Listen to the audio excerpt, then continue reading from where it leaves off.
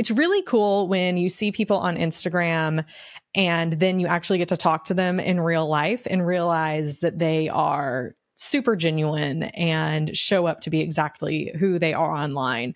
And that is what happened in my conversation today. I'm interviewing Jefferson Fisher.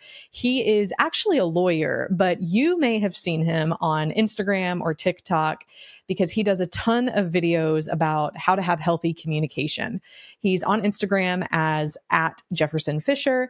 And today we're talking about all different things communication. We're talking about how do you start into an argument when you're angry in order to have the best possible outcome. And he talks about some different ways to frame that. We talk about some magic phrases that we can use in order to actually have the best possibility of getting what we want in a conversation. We talk about those things and so many other things. I even do a lightning round with him at the end because there were so many other questions I wanted to ask him, but we didn't have the time to really dive in specifically to those. We talk about how to talk with children, how to talk with your spouse, how to negotiate. Again, it's a full packed episode. So let's not delay any longer. Let's dive into today's episode with Jefferson Fisher. Jefferson, I'm super excited to have you on today. Thanks for joining. Yeah, thank you so much for having me, Kimberly. Yeah. I originally found you on Instagram. You were talking a little bit about Instagram before this, and you were kind of a breath of fresh air because it's like it's a lawyer, but he's relatable and he makes sense when he talks. So I appreciate that. Well, the bar, unfortunately, is set pretty low for lawyers. So anytime you're like, wait, this guy smiles. What's that about? Right. Yeah. And I don't have to pay him $450 an hour to listen to his reels on Instagram.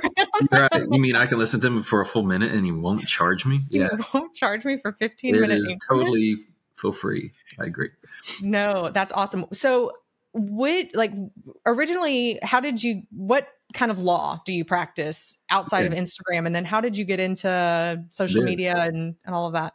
So I am a personal injury attorney. So I help people when they get hurt. I can name it, any kind of accident, I'm helping them. So I'm helping people that are really a lot of the times at their lowest point because an injury throws off their entire life. And they may not be able to earn a living, take the kids to school. There's a whole dynamic that gets messed up in an accident. So that's what I do.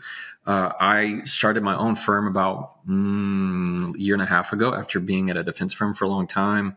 And we now have about 25 people at my firm, which is awesome. But when I was by myself, I thought, well, I need to do social media for the law firm.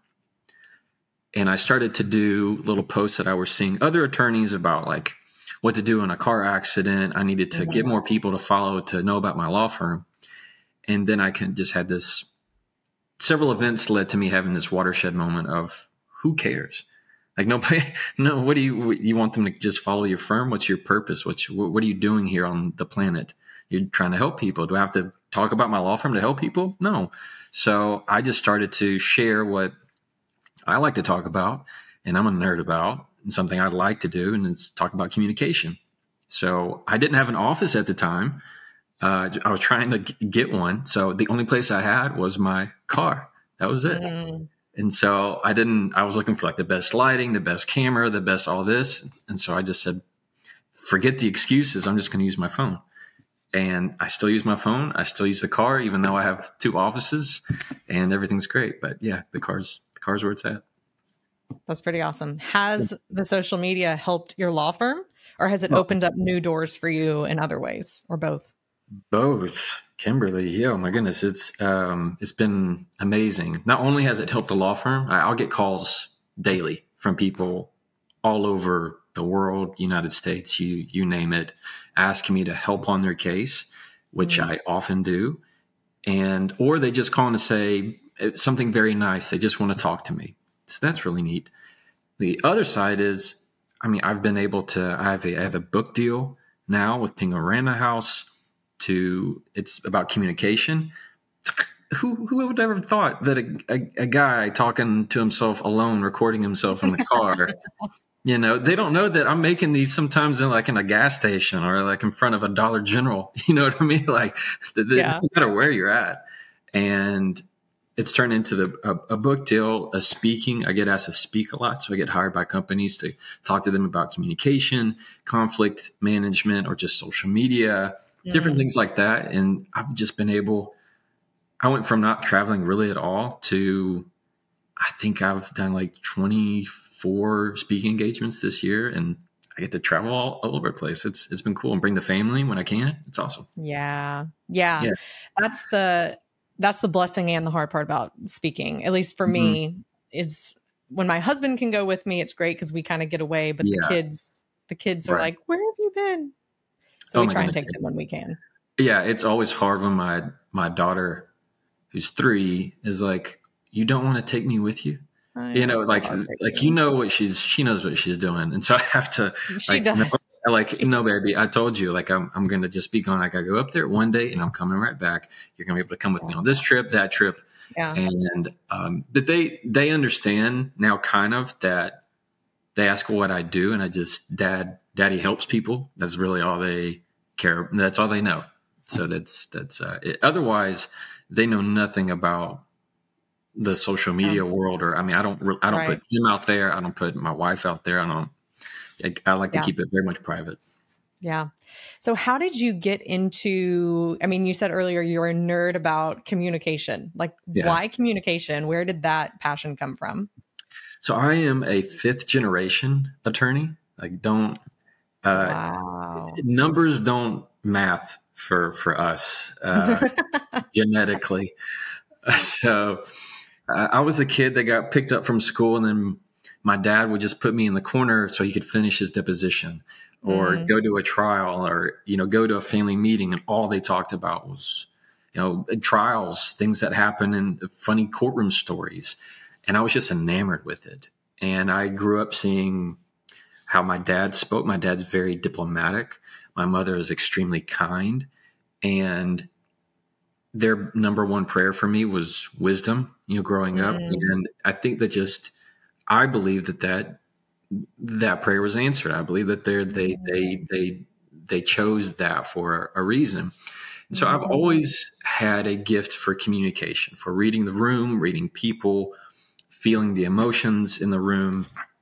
And that has led to many successes, relationship wise, friendship wise, and how I navigate relationships. And so that's where that really came from. And a lot of people ask me, did you write a book? Did you take a course? Did they teach this in law school? And the answer is no to all of this. Any of my videos that I give are just straight, generally from my head, within about 10 minutes before I'm talking to you in the car. So it's just something that I like to talk about. Yeah. Lots of questions going through my mind of what I want to ask you next.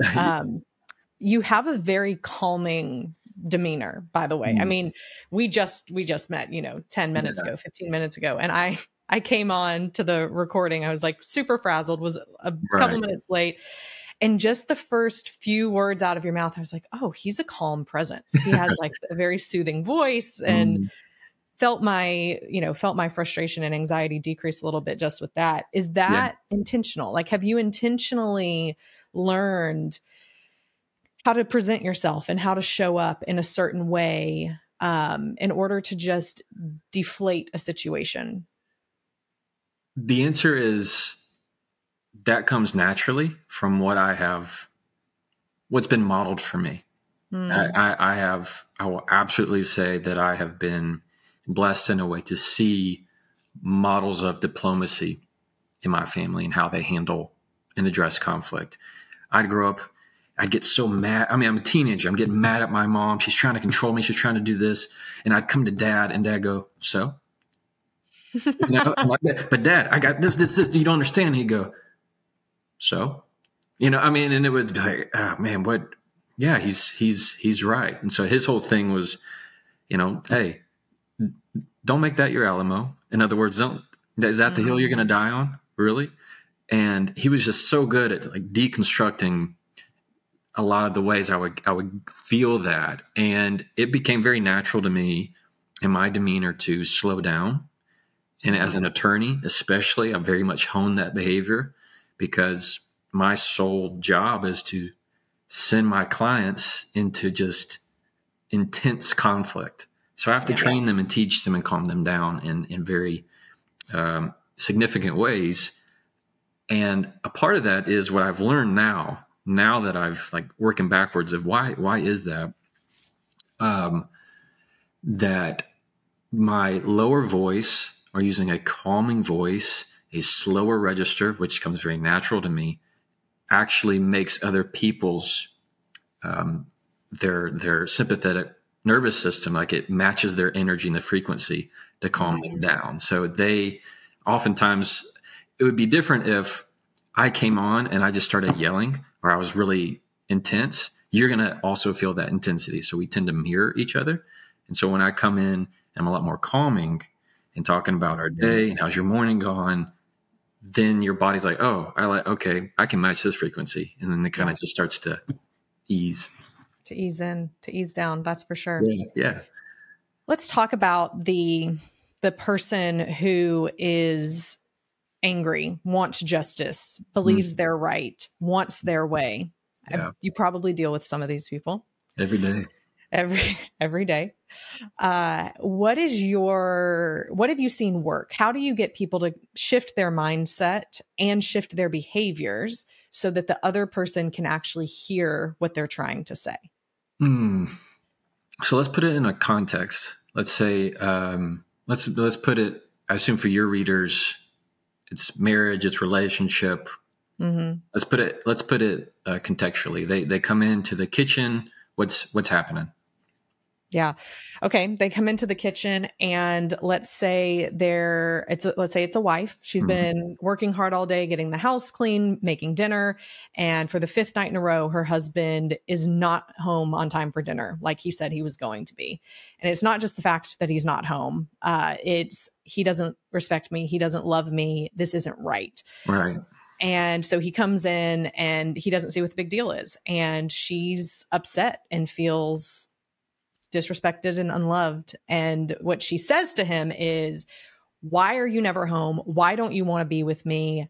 You need to change. Like, we have to start spending more time together, so on and so forth. That's hard. And let's make it even harder. Let's say kids are around. Yeah, right? Absolutely. They're sitting at the dinner table. Yeah, let's make it more. Let's make it even harder. Kids are sitting at the dinner table. They're already finishing dinner, and husband comes in late. So mom has a choice at that moment.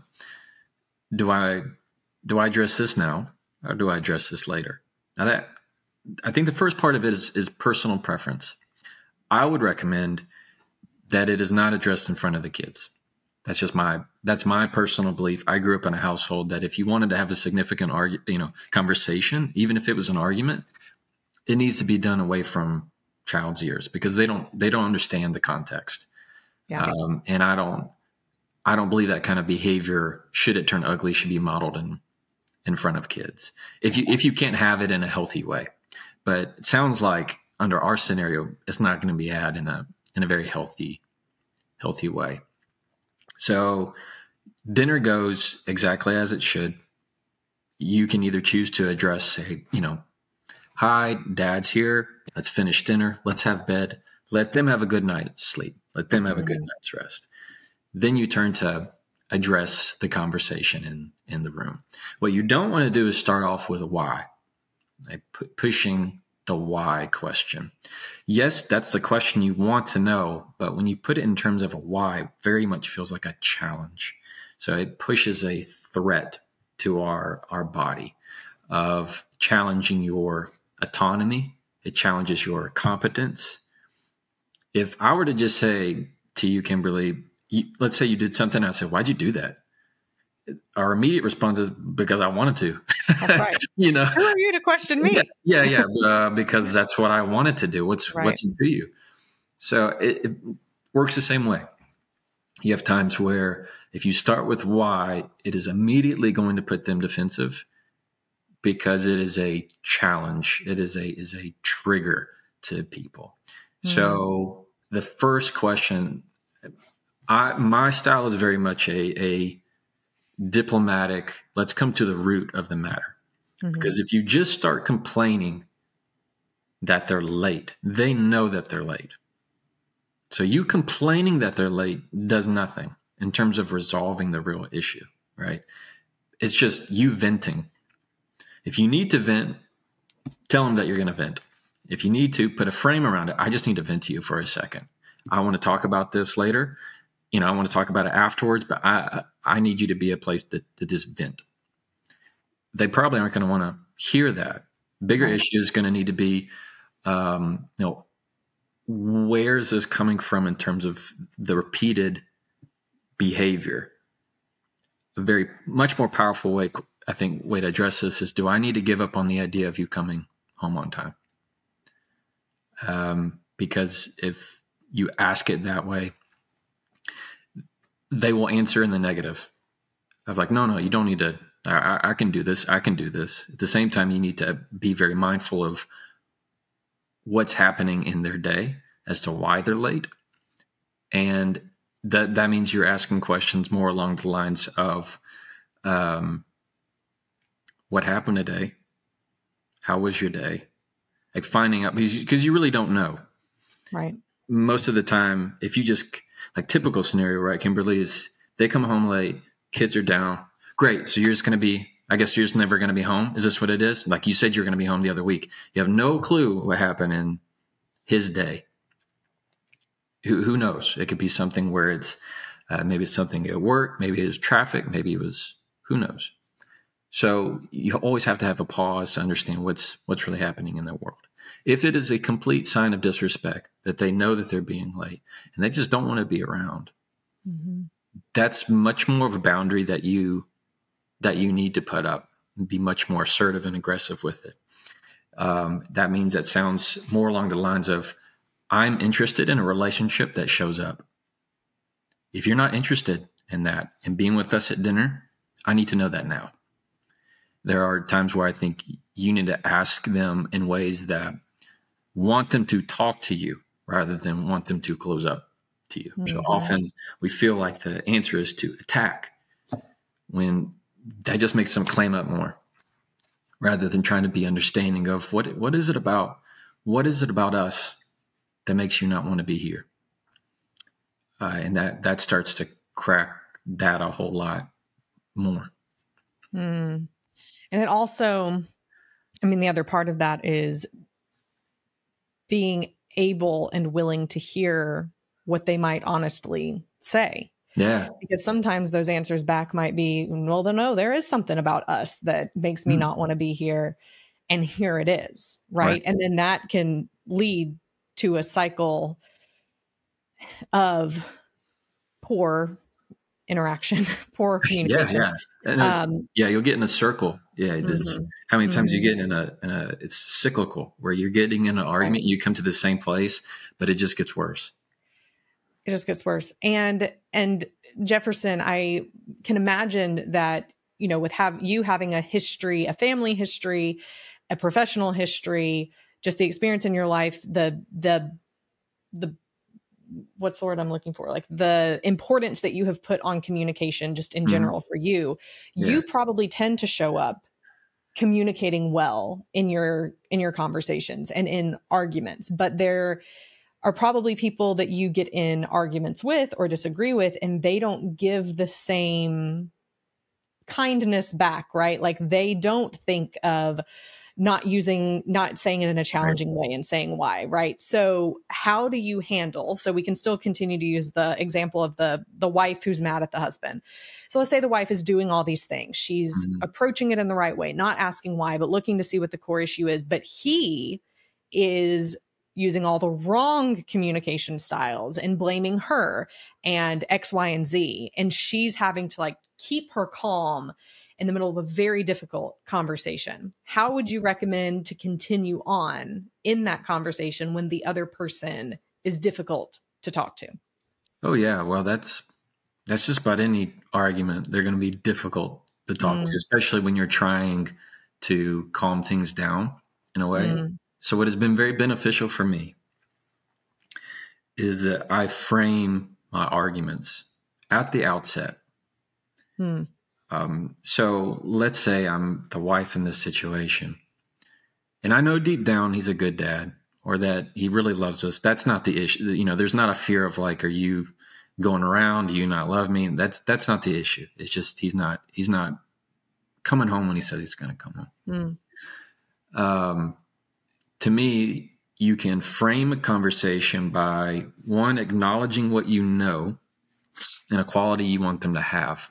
So if you and I, Kimberly, maybe let's say you and I are in an argument, and I can start at the outset of saying, look, I know that being on time is important to you. I know that attention to detail is important to you. I know that respect is important to you. Whatever quality I want you to have at that time, I want you to show up in, I say it. I speak that over the conversation. So if I am the wife, I said, look, I know that you love us and you love our children. And so you get what I mean? At the outset, boom, you set the tenor of, they are now not going to be feeling threatened of, I have to show you how much I love you, but I do this, but I do that, but I mowed the yard, but I did this, I paid the bills, I'm working. Like I know that you work hard for us and our family. Boom, I've already calmed it down. That's you've hit a fear that they could have. Then you frame it. You put an end to the conversation, and not an end, but you put a backstop to it. I want to have a conversation with you, a real conversation with you about you coming home late. And at the end of it, I want to know why you're not coming home late, and ways that we can think together of making sure you're home on time. I want to be a help to that. Boom. You've now put a backstop on it. Say, hey, we're going to have this conversation. Maybe it gets ugly. Maybe it gets tense. But I've already claimed at the end of it, this is how I want this to go. Can you agree to that? And when you get their buy-in into the conversation on the end, that's always better. So a lot of times, you don't have to agree how to get there. You just have to be aligned on the goal. So if you can get them to buy in on, are you willing to engage in a conversation with me about ways we can get you here on time? If they're down for that, okay, then let's talk about it. What's happening? You're going to find way more success than that in this just throwing darts game. Yeah. Because that's typically, we just like to send zingers, things that can hurt. I'm here with the kids. You're not. Yeah. I have this. You're not. And all you're doing is you're hurting them. You're making them defensive, and you're not at all addressing the true issue. A key takeaway I took from what you just said is entering into the conversation with a goal. Yeah. Yeah. And how often do people not? Every time. I mean, how many times have we been in an argument and you think to yourself, exactly, how did this start? Where was I going? Where was I going with this? You go round. Where am I wanting to end? Right? Yeah, or even like, what's the point? that too. You go, you say, how did we start? And then how do we get out of this argument? Like we've lost our way. How did this even begin? You started talking about ironing clothes, and next thing you know, you're talking about, something that happened in 2007 on a bad date that you had. Like you never know. No, goals, knowing what you want the end goal to be before you even start often cuts down a lot on the fluff. So you and your wife, do you just have super effective communication, clear-cut arguments that have a goal in mind? Or does she ever get frustrated that she's up against someone who's like a pro at communication? Or do you ever get frustrated? Yeah. Because maybe she's better at it than you. Who knows? Well, she's an attorney too, actually. Oh my. Yeah, but we've known each other since we were teenagers. So knew each other long before we were attorneys. Yeah. And all it means in terms of an attorney is that she just knows if either one of us ever go into cross-examination mode. Explain what that means for the listeners. That means I am asking questions to prove a point. Like I'm using my questions to prove my point for me. And so if I wanted, let's think of a scenario. If I wanted to prove that, you left the garage door open. I don't know. I'm just making something up. And she's saying, no, I didn't. My cross-examination mode is, you had carpool that day. Yeah. You left after I did. Yeah. I didn't get home before you, did I? No. You're the one who left the garage door open. Like I'm poking, I'm using my my questioning to prove my point. So, but isn't that effective in the courtroom? Yes. Yeah. That's what I'm saying. It's not beneficial for interpersonal relationship. It's only for the courtroom. Yeah. I just mean that to say that we're both very aware of when we go into that mode. And as soon as we do, we're very quick to say, do not cross-examine me. Oh, yeah, sorry. Like it's just a habit. You can't really help it, but we're very aware of when that's happening. But yeah, do I get frustrated? Does she get frustrated? Absolutely. Yeah. Let's switch topics a little bit and talk about negotiation. So what are some ways that people can have the most success in getting what they want and let's keep it within a marriage or within a romantic relationship. So you're wanting to agree on a budget. And you have one person who is more of the, like, I want to save all our money so we can go on exotic vacations every year. And we have the other person who's like, I don't want to have a budget because I feel frustrated by it, or I feel enclosed by, like a prisoner to the money. I don't want to be told how much to spend. And so you don't have agreement. How would you encourage either of those people to approach that conversation with a negotiation mindset? That's hard. There's a spender and a saver, right? In the relationship. In my relationship, I'm the spender. My wife's the saver. She'll pinch a penny into a dime down here. Whereas I'm like, if I want it, I feel like if I can afford it, that's what I want. The best way I have found to have those kind of discussions, one is you frame it of, is this something you want to talk about? Because if not, then we need to add in somebody else. I think marriage counseling is healthy. I don't have any problem with adding a third party into the mix, because oftentimes, especially with money, it becomes a quicksand for significant relationship issues. I think money leads oftentimes to divorce in many ways. So I have no problem with adding somebody into the mix, but let's say we'll set that aside. If you want to be most persuasive in a negotiation, I really like to use the phrase, what's the chance? You can really use that in any context. What's the chance that you and I can talk about our finances without us yelling? What's the chance? What's the chance that you and I can sit down tonight after the kids go to bed and line out a budget for the month? So that often is just a quick warm up to say, let me gauge your temperature right now. So what's the chance? But you can really use that for anything. You want to see if you can get an upgrade at the hotel. What's the chance? What's the chance there's any other better rooms available? Anything like that. So what's the chance always works. At a restaurant, what's the chance they have any of this left? In terms of trying to get them more to buy in seriously they don't want to sit down, they don't want to do this, you got to show them the benefit of what they can get if they do. I mean, goals are very enticing even for them. If we sit down and save and you don't go to Starbucks, but once a week, this is what we can do. So I think goals are even important in this context. There's not really a set of words that are going to make them sit down and be serious. I think you need to have conversations about their seriousness first, and then make sure that's good, and then go to the next level of, all right, well, now let's start talking about the budget and what you're willing to work on. I find that negotiations only go well if you understand them first.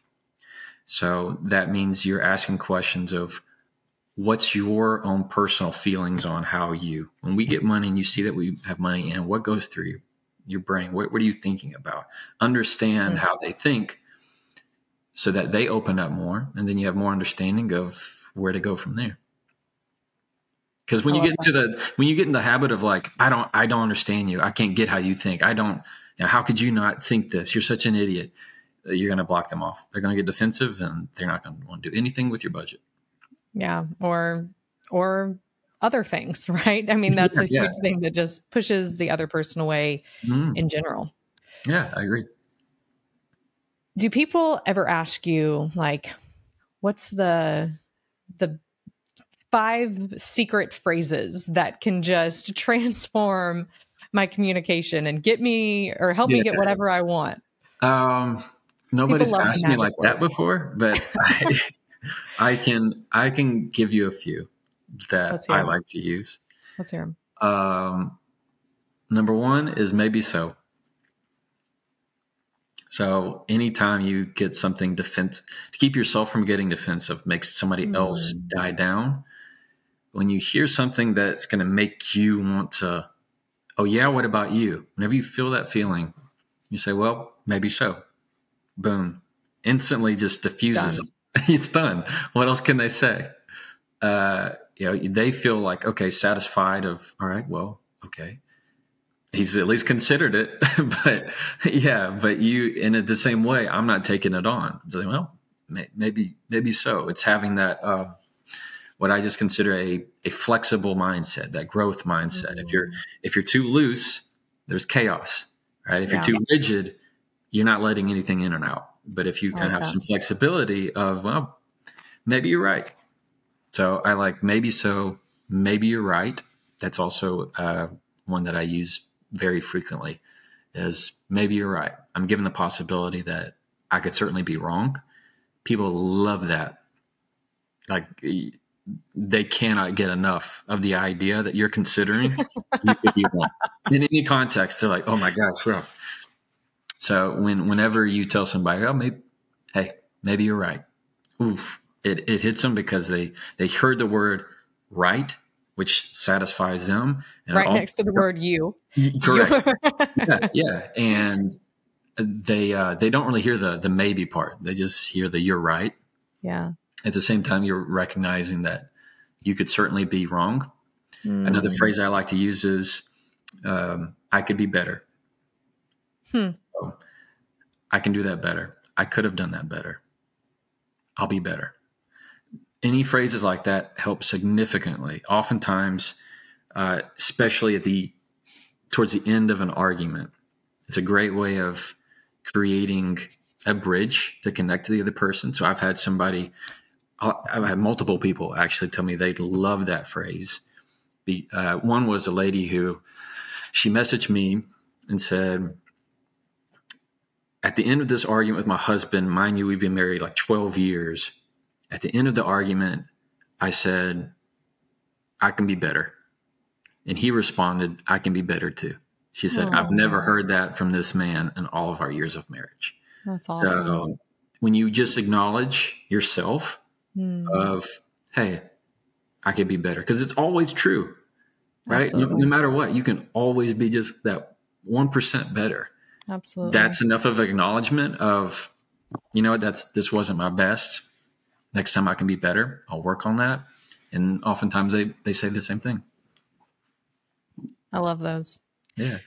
What do you personally do when you get frustrated in an argument? Or, I mean, you've shared some things, but have you just done it so much that these are your go-to phrases when you feel like someone's attacking you or saying things that are just blatantly wrong or blatantly a lie? I mean, when that sense of justice kind of comes up in you, how do you keep yourself calm?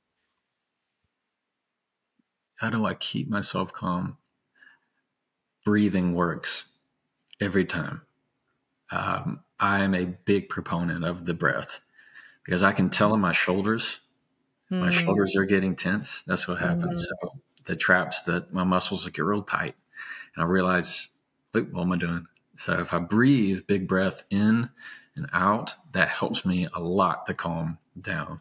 But I also tend to, and this is just from repetition, I am I like to detach myself from bad arguments. So I like to kind of watch them, third party kind of thing of understanding what's happening in that moment. So when somebody's saying bad stuff to me, I picture myself having like a garbage, like trash can right here. So whenever I get it, I just put it away.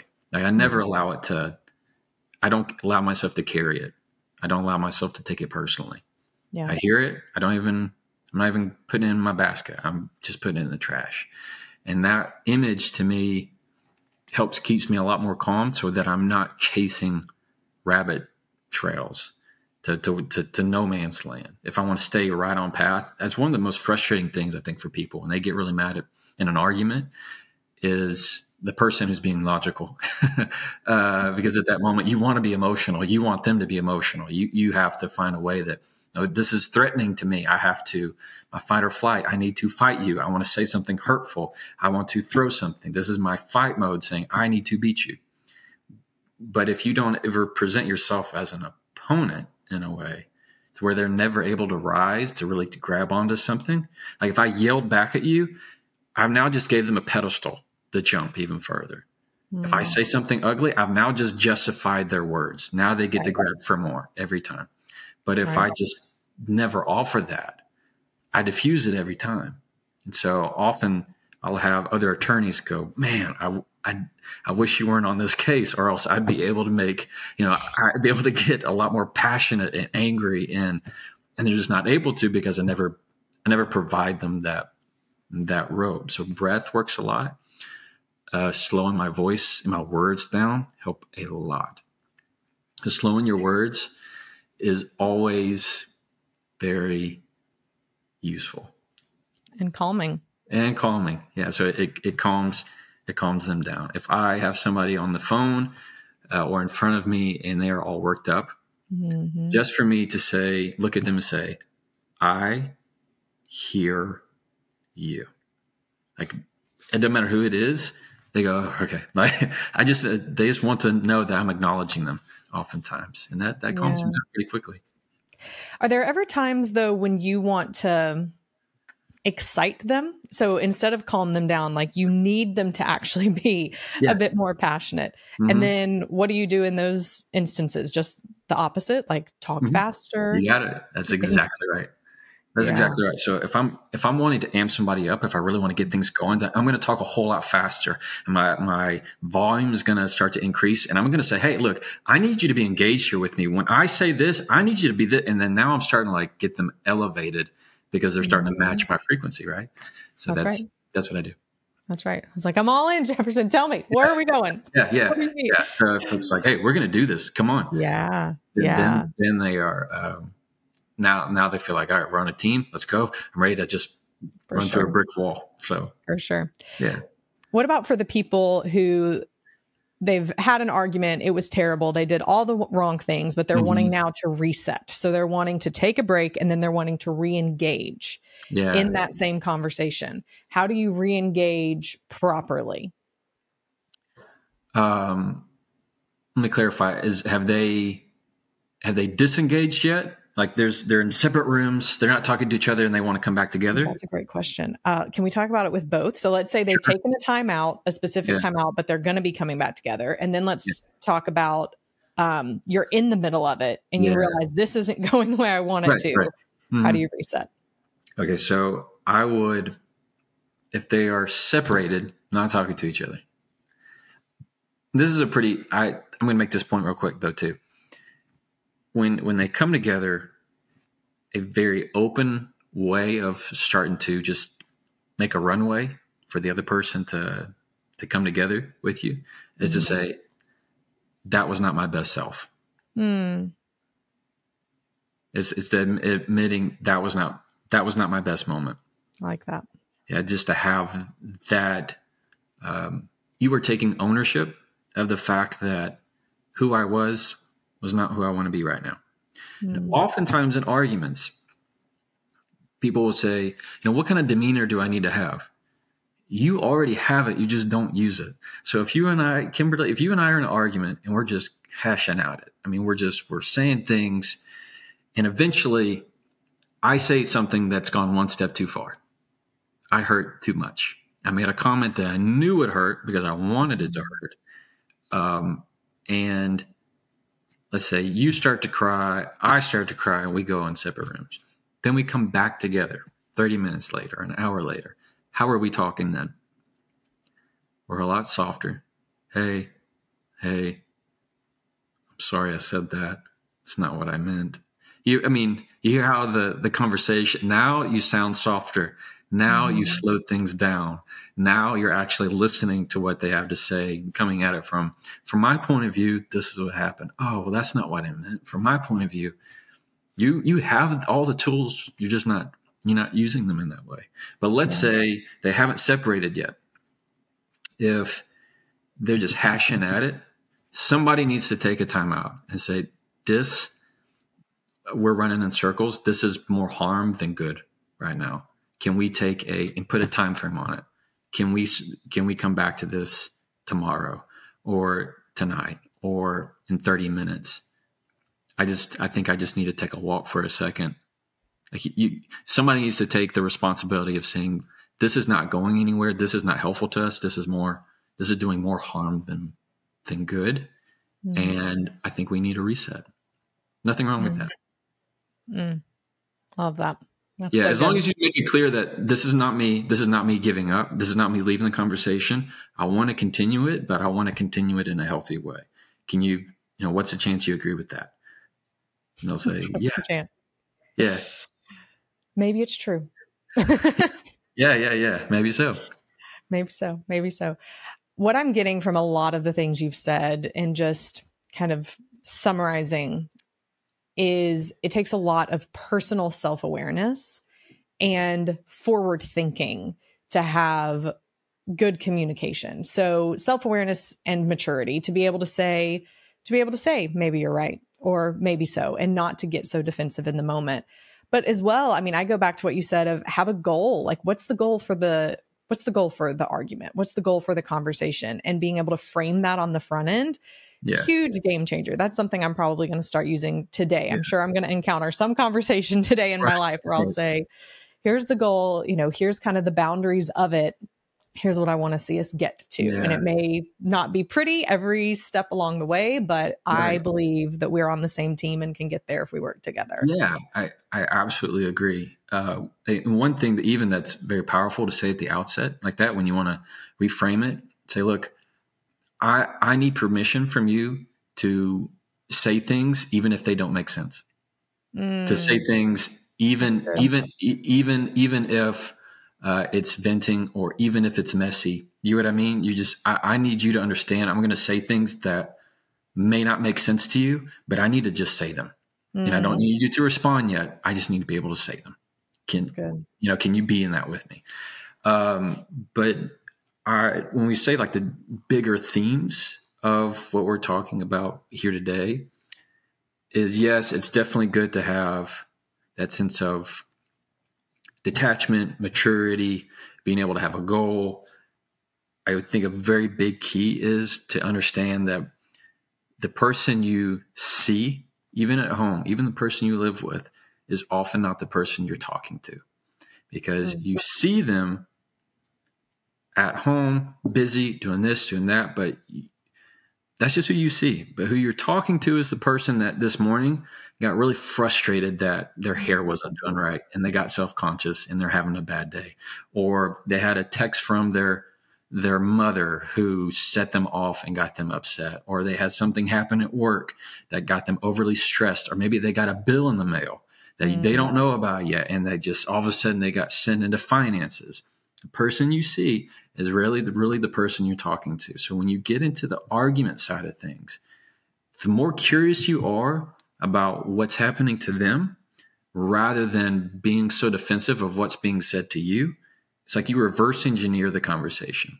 Like when you just have the capability of, they say something ugly, you just like, no, that's not what I'm looking at. I want to ask about you. What's happening here? Because once you find that, there you found the issue. I love that. Yeah. I really love that. That's fantastic. And I'm sure I'll be able to use that today too. In some of the conversations I'm going to have later. Weird question. I have a couple more questions as we end. Love your questions. We'll do more. Maybe these will be like fireball questions, lightning questions.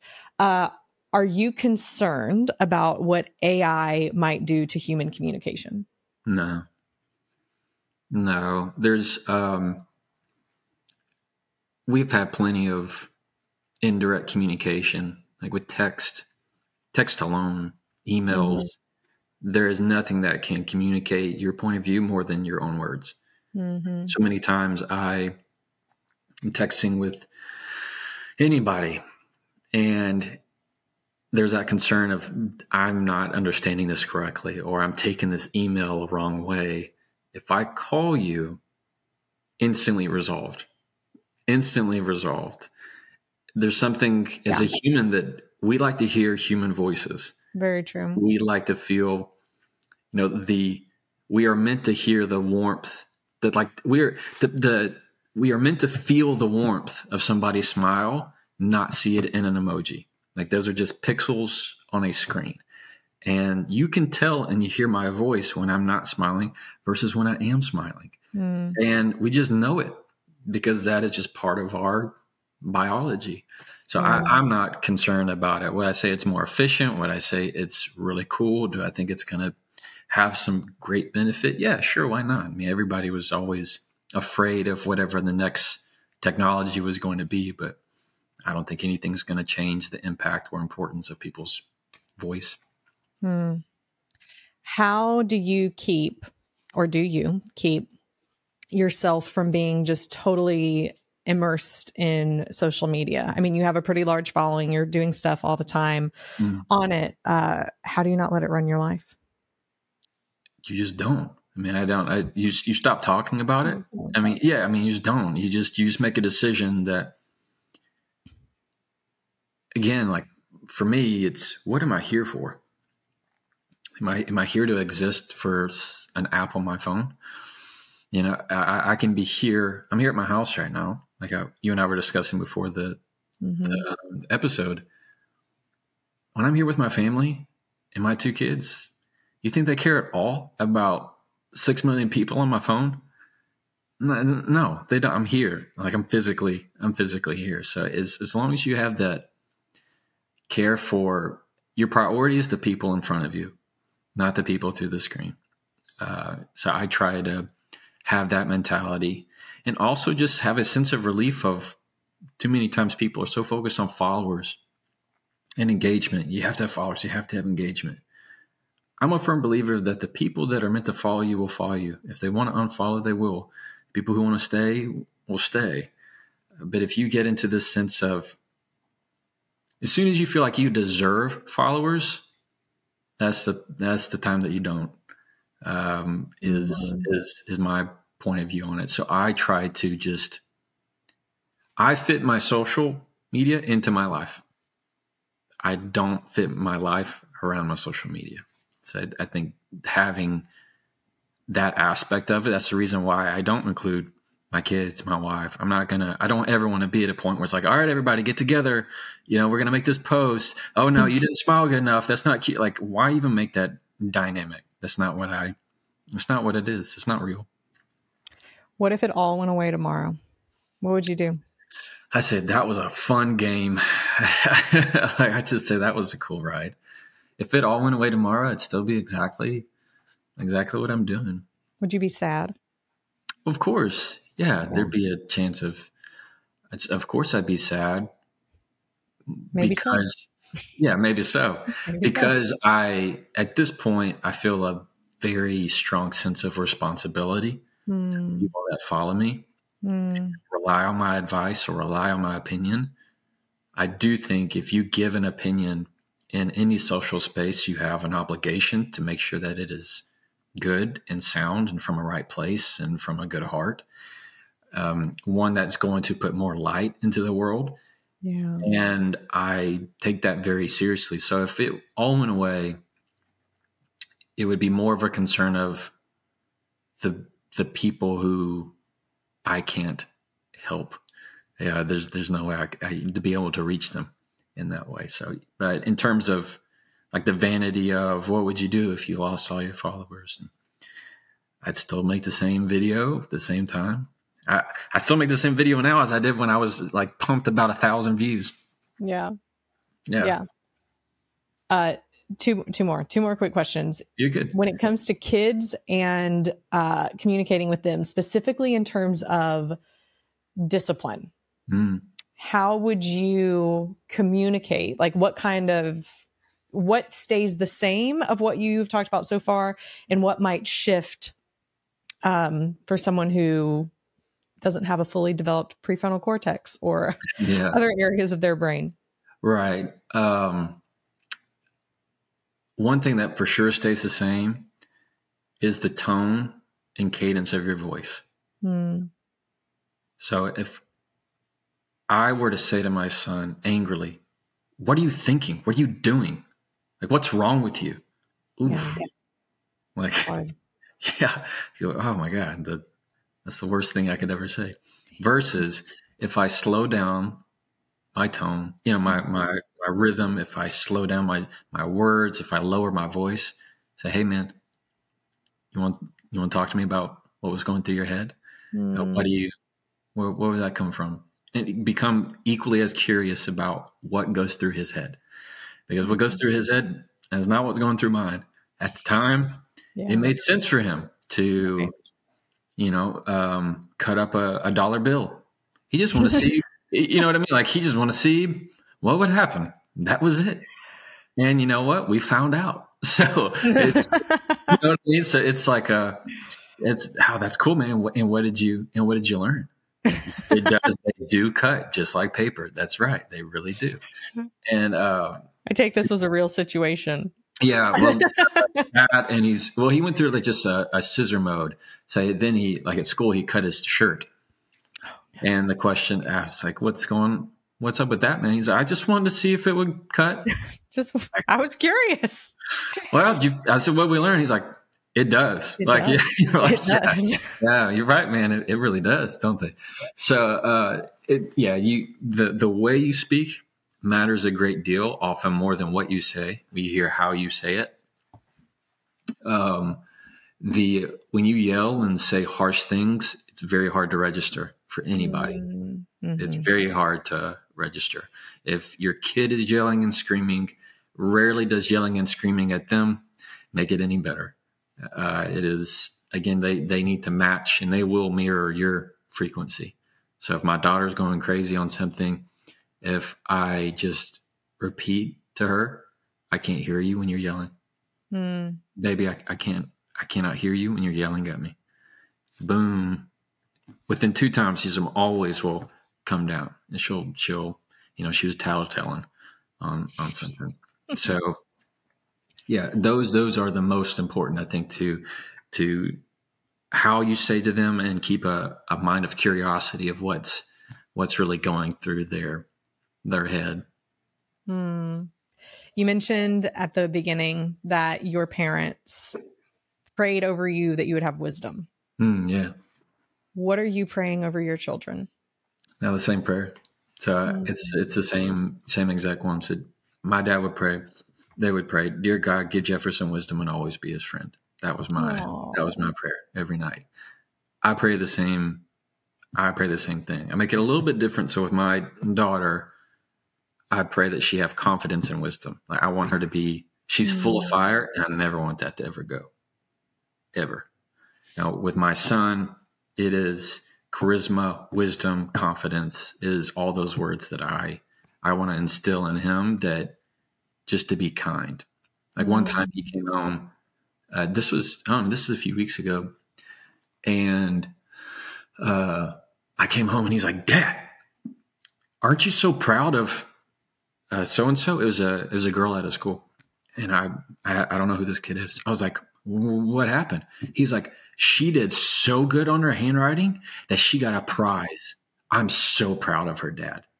And I was like I was totally, oh my gosh, I started tearing up, because at that point I was like, what else could I ask for? Absolutely. That my child would feel proud of another kid who was struggling with, how to write her words, and that he was that excited for her. So that kind of stuff is just an affirmation of you continue to pray for kindness. And they hear those words. I mean, I think that's also, they hear it. When they hear it and know that's what you want for them, that's what they're going to chase after too.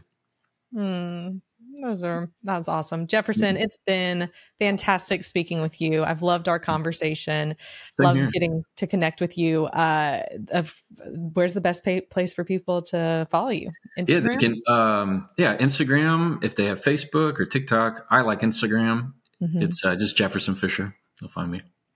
And that is Fisher, the normal spelling of Fisher. Go follow Jefferson. He has some great content out there. And of course, you got to hear him and all of his great wisdom that his parents prayed for and that he was able to share with us today. Thank you again, Jefferson. I appreciate your time. Yeah, thank you.